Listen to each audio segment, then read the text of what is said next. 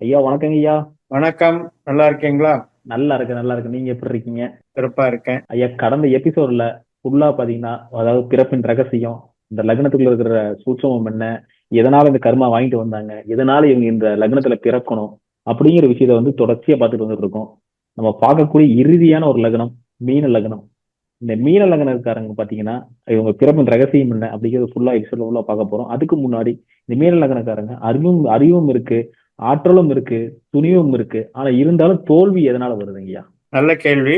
மீன லக்னம் என்பது கடை லக்னம், காலச்சக்கரத்துக்கே கடைசி வீடு.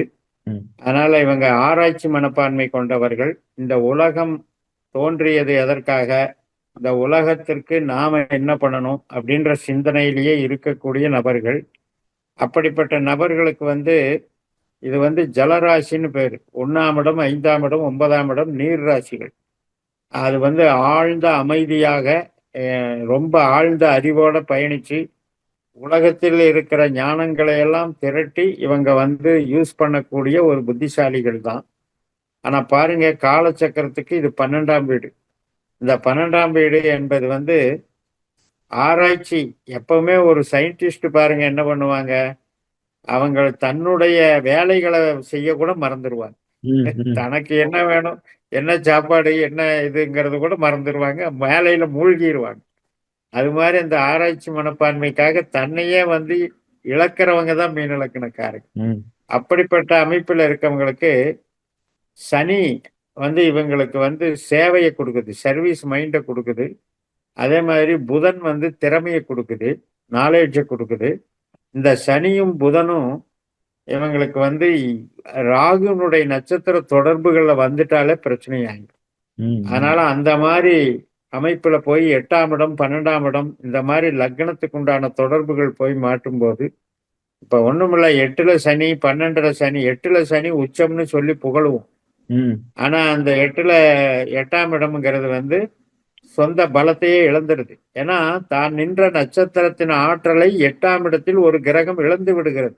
ம், ம், ம், அதனால ஆட்சி உச்சம் இதெல்லாம் அம்சத்துல பாக்குறதுக்கு தான் முன்னோர்கள் கொடுத்தாங்க. அதனால இந்த சனி இங்க பலம் இழக்கிறது. அதனால 8, 12 தொடர்புகள் வரும்போது தான் இவங்க அறிவு ஆற்றல் இருந்தும் இவங்க அறிவு ஆற்றலை மேம்படுத்த முடியாத இடத்துல போய் ரொம்ப கடைநிலை ஊழியராக கூட பணி செஞ்சு இவங்களால பல பேரை தூக்கி நிறுத்த முடியும், பல பேரை முன்னேற்ற முடியும், ஒரு ஸ்தாபனத்தை கூட உருவாக்க முடியும். ஆனா இவங்களை முன்னேற்றிக்க இவங்க தவறி விடுகிறார்கள்ங்கிறதுக்கு மெயின் சனி கெட்டு போறதுதான் காரணம். ஆனா மீன லக்னம் அப்படின்னு சொல்லும்போது நிறைய பேத்துக்கு என்னன்னா, எப்ப அந்த பக்கம் போகாத, அந்த பக்கம் ஆபத்து இருக்கு, இதெல்லாம் கொஞ்சம் கரெக்டா பண்ணிக்க, வாழ்க்கை இப்படிதான் போகணும், ஒரு நெறியோட வாழணும் அப்படிங்கிற குரு மாதிரியே அந்த புத்தியை சொல்லிக்கிட்டே இருப்பாங்க மீன லக்னம் பொதுவாவே. ஆனா இப்படிப்பட்ட இவர்களுக்கே நிறைய துரோகங்கள் நடக்குது, அசிங்க அவமானங்கள் கொன்றாங்க. இதெல்லாம் எதனால நடக்குதுங்க? அதுவும் மெயினா சொன்னா துரோகம்.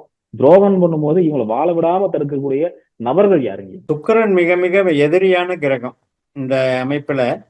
இப்ப இந்த இவங்க ராசியில சுக்கிரன் வலுத்தாலும் கூட இவங்களுக்கு 8ஆம் அதிபதி சுக்கிரன், 3ஆம் அதிபதி சுக்கிரன். ம், இந்த 3ஆம் இடம்ங்கிறது தன்னை நம்புறது மட்டுமல்ல, பிறரை சார்ந்து இருப்பது.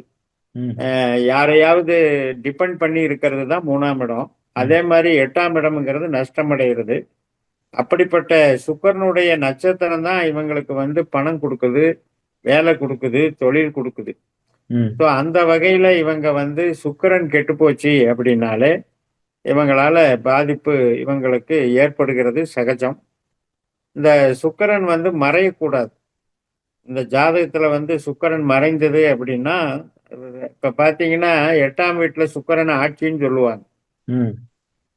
ம், அப்படி எடுக்கக்கூடாது. 8ஆம் இடத்துலதான் அங்க ராகு நட்சத்திரம் இருக்கு. ம், அதனால இந்த ம், சுக்கிரன் பணத்தை பறி கொடுக்கறதுக்கும் அடுத்தவங்களை பகைச்சுக்கிறதுக்கும் காரணமாயிடுறார். மெயினா ம், இவங்களுக்கு 2ஆம் இடமான ஒரு மேசராசி காலச்சக்கரத்துக்கு லக்னம். ம், அங்கதான் சுக்கிரனுங்கிற பணம் கொடுக்கிற கிரகம் இருக்கு. அந்த பணத்தினாலதான் இவங்களுக்கு பிரச்சனை வருது, பணத்தினாலதான் துரோகம் நடக்குது, பணத்தினாலதான் எதிரிகள் உருவாகிறார்கள். அதனால இவங்களுக்கு சுக்கிரன் கெட்டு போகாம இருக்கணும். சுக்கிரன் கெட்டு போச்சுன்னா ப்ராப்ளம். 12ஆம் வீட்லயும் 8ஆம் வீட்லயும் ராகுனுடைய நட்சத்திரம் இருக்கிறது, குருவனுடைய நட்சத்திரம் இருக்கிறது. இப்ப என்ன சொல்லுவோம், நம்ம லக்னாதிபதியே குருன்னு சொல்லுவோம். ம். ஆனா அந்த லக்னாதிபதி குரு வந்து 8லயோ 12லயோ இருந்து என்ன பிரயோஜனம்? அதே மாதிரி சனி 8லயோ 12லயோ இருந்து என்ன பிரயோஜனம்? ஸோ அந்த மாதிரி குருவும் சனியும் புதனும் இவங்களுக்கு வந்து 8 12ல மறையக்கூடாது. மறைஞ்சதுனால எதிரிகளால வஞ்சிக்கப்படுகிறார்கள், எதிரிகளால நஷ்டமடைகிறார்கள். 6ஆம் இடம் பாருங்க சூரியனுடைய வீடு. ம். அப்ப 6ஆம் இடம் எதிரிங்கிறது சூரியனுடைய வீடா இருக்கனால இப்ப நமக்கு பிறக்கக்கூடிய குழந்தைகளே எதிரிகளாக மாறக்கூடிய அமைப்பும் இவங்களுக்கு உண்டு. ம். ம். ம். அதே மாதிரி இவங்களுடைய ஆசையினால எதிரிகளை சம்பாதித்து விடுகிறார்கள். ஷேர் மார்க்கெட்டு, ஒரு சீட்டு போடுறது, இது மாதிரி விஷயங்கள்ல நம்பக்கூடாது கண்மூடித்தனமா. பொதுவா வந்து பணம் அப்படிங்கிற விஷயத்துல இவங்களுக்கு உழைப்பு மட்டும்தான் நம்பணும். உழைப்பின் மூலமாக மட்டும்தான் இவங்க இது பண்ணணும். இன்னொருத்தரை நம்பி யூக வியாபாரத்தை பண்றதெல்லாம் இவங்களுக்கு செட் ஆகாது. ஒருத்தருக்கு வந்து திடீர் அதிர்ஷ்டம் எப்படி வரும் அப்படின்னா 5ஆம் இடத்தின் மூலமா தான் வரும். ம். அதே மாதிரி 3ஆம் இடத்தின் மூலமா வரும். இந்த 5ஆம் இடத்துல வந்து அது கடகராசியா சந்திரனுடைய வீடா வர்றதுனால அங்க வந்து 5ஆம் இடத்துல வந்து காலச்சக்கரத்துக்கு வந்து அது 4ஆம் வீடா மாறுறதுனால அந்த ஃபீல்டே இவங்களுக்கு செட் ஆகாது. ம். அதனால அதிர்ஷ்டத்தை இவங்க நம்பவே கூடாது.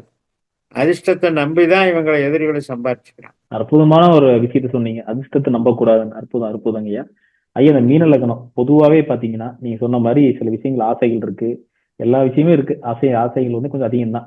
ஸோ அப்படி இருக்கும் நேரத்துல பாத்தீங்கன்னா, சில பேருக்கு நல்லதும் பண்றாங்க. நல்ல விஷயம் சொல்றாங்க. நல்லதெல்லாம் நல்ல திட்டமெல்லாம் போடுறாங்க. ஆனா அசிங்க அவமானத்துக்குள்ளார ஆளாகுறாங்க. ஸோ ஸோ வெளியெல்லாம் இல்லைங்க. உறவுக்குள்ளார தான். நெருங்கிய நண்பர்கள் வட்டாரம், உறவு ரீதியா இந்த மாரி விஷயத்துக்கு அசிங்க அவமானம் ஏற்படுது. எதனால இங்க மேஜரா வருது? சனி ராகு சம்பந்தம் தான் இவங்க இந்த மீன லக்னக்காரர்களுக்கு பிரச்சனைக்கு காரணம். ம். யாருக்கெல்லாம் சனி ராகு நட்சத்திரத்துல இருக்கோ, அல்லது ராகு சனி நட்சத்திரத்துல இருக்கோ, அல்லது ராகு சனி கிரகங்கள் சேர்க்கை பெற்றிருக்கோ, இது மாதிரி அமைப்பெற்றவர்களுக்கு தான் இந்த பிரச்சனை வருது. அதே மாதிரி தான் குரு ராகு சேர்க்கையும் எடுத்துக்கணும். ஸோ இது இந்த மாதிரி அமைப்பெற்றவர்களுக்கு தான் அசிங்க அவமானம் ஏற்படுத்துது. என்னைக்குமே பாருங்க 5ஆம் இடம்ங்கிறது ஆசைப்படுறது. ம். அந்த ஆசை வந்து நேர்மையான ஆசையா இருக்கணுங்கிறத முடிவு பண்றது வந்து அந்த 5ஆம் பாவ புள்ளி வந்து நல்லா இருக்கிறதுங்கிறது. ம். அந்த 5ஆம் பாவ புள்ளி எங்க போய் 8ஆம் பாவத்தை டச் பண்ணுதோ அப்பயே வந்து இவங்களுக்கு சரியான நேர்மையான ஆசைகள் வராதுன்னு முடிவாயிருது. ம். ம். ஸோ ம். அந்த மாதிரி நேர்மையான ஆசைகள் வராததுனால சட்டவிரோத செயல்கள்லையோ அல்லது யாருமே நம்மளை கவனிக்க மாட்டாங்க நம்ம பண்ணிடலாம் அப்படின்ட்டு போய் இவங்க ஈடுபடுறதுனாலயோ அது வந்து ஒரு சூதாட்டமாக இருக்கட்டும் அல்லது வந்து பெண்கள் விஷயமாக இருக்கட்டும், பாலுறவு சம்பந்தப்பட்டதாக இருக்கட்டும், பருவ கிளர்ச்சியாக இருக்கட்டும், அதே போல சட்டவிரோதமான பணப்பரிவர்த்தனைகளாக இருக்கட்டும், இதெல்லாம் 5, 8 சம்பந்தப்பட்டு இவங்களால அந்த ரகசியத்தை காப்பாற்ற முடியாம அது வந்து சந்தி சிரிச்சு அசிங்கமாகக்கூடிய அவமானம் ஏற்படுது. நீங்க சொன்ன மாரி வாழ்க்கையில எவ்வளவுதான் சிரமம் படுறது அப்படிங்கிற மாரி இருக்குங்கய்யா. ஏன்னா இந்த சிரமம் வர்றதுக்கான காரணம் என்னங்கய்யா? அதாவது இத்தனை கருமாவையும் இவங்க ஏன் எதிர்கொள்ளணும்? இவங்க ஏன் இந்த நட்சத்திரத்துல பிறக்கணும்? இவங்க ஏன் இந்த லக்னத்துல உருவாகணும்? அதுக்கான காரணம் என்னங்கய்யா? பிறப்பின் ரகசியம் சொல்லுங்கய்யா. கண்டிப்பா கர்மாங்கிறதுல எண்ண பதிவுகளினுடைய பிறவிங்கிறது தான் கர்மா. ம். அந்த எண்ண பதிவுகள் ஏற்கனவே அங்க பெண்டிங் இருக்கிறதையெல்லாம் அனுபவிக்க வந்து பிறக்கிறோம். ம். காலச்சக்கரத்துக்கு 12ஆம் இடம் என்பது மோட்ச திரிகோணத்திலையும் கடைசி ராசி, நீர் ம். ராசி. அப்ப இந்த மோட்ச திரிகோணம்ங்கிறது என்ன? இதோட பிறவி போகுதுன்னு முடிவு பண்றதுக்கு உண்டான இடம் தான் 12ஆம் இடம். அதனால இந்த அதுவும் வந்து உபயராசியா வருது. அதனால இதுல வந்து தான் சனியினுடைய நட்சத்திரம் இருக்கு. கர்மகாரகன் சனியும் அங்க இருக்கார். ஸோ அப்படிப்பட்ட அந்த அமைப்பு இருக்கிறதுனால இவங்களுக்கு பிறப்பின் ரகசியம் வந்து ஒண்ணு என்ன பண்ணணும்னா சுயநலம் அப்படிங்கிறத இவங்க மறந்துடணும்.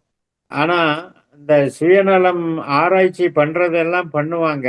ம். ஆனா அது வந்து தன்னுடைய சேஃப்டிக்கு என்னங்கிறத பார்க்கறதுக்கு அவங்க விட்டுறாங்க. ம். ம். ம். அப்ப என்ன ஆகுது? அடுத்தவங்களுக்கு பண்றது சரி சரி. இவங்கள வந்து பாராட்டுற அளவுக்கு இவங்க நடந்துக்கிறது இல்ல. ம். இப்ப நீங்க நல்லவனா இருந்து வாழ்க்கையில என்ன சாதிக்க போறீங்க? ம். ம். ம். ம். கரெக்ட்டுங்க. அதாவது திறமையற்றவனாக இருக்கக்கூடாது அல்லவா ஒரு பிறவியில. கண்டிப்பா, கண்டிப்பாங்கய்யா. நல்லவன் அப்படின்னா அமைதியா இருக்காரு, நல்லவன் அப்படின்னா ஒரு துறவி கூட தான் அமைதியா உட்கார்ந்துக்கிறாரு. ம். அப்ப சிவனேன்னு அவர் இருக்கிறது. வந்து அவருக்கு உண்டான மோட்சத்தை அவர் தேடிக்கிறாரு. கண்டிப்பா, கண்டிப்பாங்க ஐயா. அப்ப அவருக்கு உண்டான மோட்சத்தை தேடிக்கிறதுக்கு உண்டான பிறவின்னு இருக்கும்போது இவங்க எப்படி சாதிச்சு இவங்க கடமைகளை நிறைவேற்றி இவங்க ஆசைகளை வந்து பூர்த்தி செய்யறதுக்கு இவங்களுக்கு சோதனை இருக்கு. ம். அதனால என்ன பண்ணணும்னா தான் எப்படி உலகத்தோட அனுசரிச்சு வாழணும், ம். உலகத்துக்கு நாம எப்படி இருந்தா அவங்க நம்மளை பாராட்டுவாங்கங்கிற கொஞ்சமாவது அந்த உணர்வு வச்சுக்கணும். அப்படி ம். இல்லைன்னா இவங்களால வந்து மீண்டு வருவது கஷ்டம். ஏன்னா 4ஆம் இடமும் உபயராசி, 7ஆம் இடமும் உபயராசி, 10ஆம் இடமும் உபயராசி, லக்னமும் உபயராசி. ம். அப்ப காலச்சக்கரத்துக்கு 7ஆம் வீடு தான் சமூகம், ம். சமுதாயம். அந்த சமுதாயமே இவங்களுக்கு 8ஆம் வீடா மாறிடுது. ம். ம். அப்ப என்ன ஆகும்? சமுதாயத்தின் பார்வை இவங்களை என்ன பண்ணும் அப்படின்னா, அது வந்து வேஸ்ட்டுப்பா. அது என்னமாவது ஆராய்ச்சி சொல்லிட்டே இருப்பாரு, போதனை பண்ணிட்டே இருப்பாரு. நமக்கு என்ன செய்றாருங்கிறத பார்த்துட்டு நம்ம போவோன்ட்டு போயிருவாங்க. இவங்கள யாரும் கண்டுக்க மாட்டாங்க. அதனால வந்து வெளுத்ததெல்லாம் பாலுன்னு நினைக்கக் கூடாது. இவங்களுக்கு வந்து பிறப்பின் ரகசியம் வந்து படிப்பினை குடுத்திருக்கு. பல பிறவிகள் படிப்பினை கொடுத்து, பிறவியே போதுங்கிறவங்க தான் இந்த மீன லக்னத்துல பிறக்குறாங்க. ம். ம். ம். அப்படிப்பட்ட பிறக்கிறவங்க வந்து என்ன பண்ணணும்னா, இந்த காலத்துல வந்து ஆன்மீக துறவு அப்படிங்கிறது வந்து நல்லதும், கெட்டதும் பார்த்துட்டு தான் அந்த ஆன்மீகத்துக்கு வரணும். ம். அது இல்லாமல் இருந்தா சோம்பேறின்னு அர்த்தம். ம். ம். ம். ஒரு காவி ட்ரெஸ்ஸ போட்டுக்கிட்டு திண்ணையில படுத்திருந்தா துறவி ஆயிர முடியுமா? வாய்ப்பில்ல. இப்ப உண்மையான ஞானம் என்னங்கிறத இவங்களுக்கு அனுபவம் கத்துத் தரும். அதற்காகத்தான் பிறந்திருக்கிறார்கள். அதைத்தான் அங்க சனி பண்ண போறாரு. கர்மகாரகன். ம். 1, 5, 9ல இருக்கு. இவங்களுக்கு பாக்கியம் என்கின்ற இறைவனுடைய அருள் கொடுக்கிற விருச்சிக ராசி காலச்சக்கரத்துக்கு 8ஆம் ராசி. ம். அதனால இவங்க வந்து சர்வீஸின் மூலமா அந்த பணியை பண்ணிக்கிட்டே இருக்கணும். தான் ம். வந்து எவ்வளவு தூரம் நம்ம ரிஸ்க் எடுத்து பண்ணலாம், நம்ம வந்து நம்ம அர்ப்பணிப்பு உணர்வோட பண்ணலாம்னு முயற்சி பண்ண பண்ண திடீரென்று ஒரு நாள் அதிர்ஷ்டத்தின் பேர்ல இவங்களுக்கு வந்து ஒரு நல்ல நிலை உண்டாகும். ம். ம். ம். அதாவது ஒரு ஞானி ஆகுவதற்கு கூட இவங்களுக்கு வந்து அந்த கஷ்டப்பட்டு தான் ஞானி ஆகணுங்கிறது விதிக்கப்பட்டது. சிறப்பா சொன்னீங்க. கிட்டத்தட்ட எல்லா லக்னமே முடிச்சிட்டோம். உள்ள இருக்கிற பிறப்பின் ரகசியம் என்ன அப்படிங்கிற விதியை வந்து சூப்பராகவும் தெளிவாகவும் இயல்பாகவும் நீங்க கொடுத்தீங்க. ரொம்ப ரொம்ப நன்றிங்கய்யா. மீண்டும் அடுத்த ஒரு காணொலியில மக்களுக்கு எதிர்பார்க்கக்கூடிய டாபிக் எடுத்து நம்ம பேசுவோங்கய்யா. நன்றிங்கய்யா. வணக்கம்.